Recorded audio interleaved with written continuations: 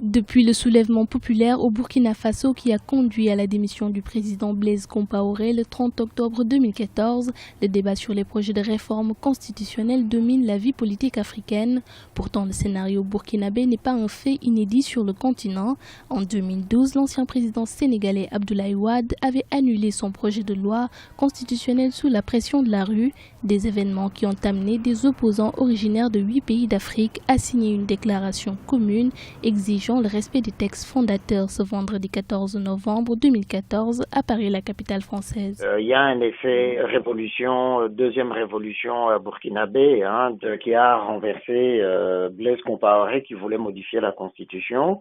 Et cet effet, les oppositions de certains nombres de pays africains capitalisent autour de cela pour essayer justement d'attirer l'attention des partenaires internationaux de ces pays qui, à l'horizon, vont organiser des élections pour ces opposants.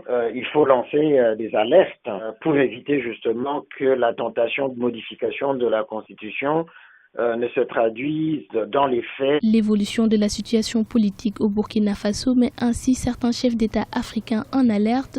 Plusieurs moyens sont actuellement mis en œuvre pour réduire le risque de contagion de la révolution burkinabé. Dans la plupart des pays, les télévisions locales, nationales n'ont pas diffusé les images, ont passé rapidement l'information.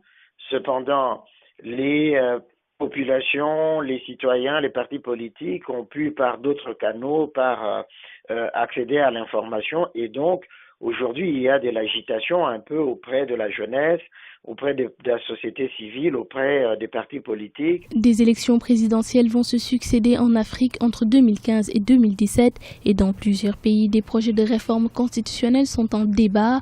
Reste à savoir si nous assisterons au printemps africain comme le prédisent certains spécialistes ou au respect des règles démocratiques instaurées dans les pays concernés.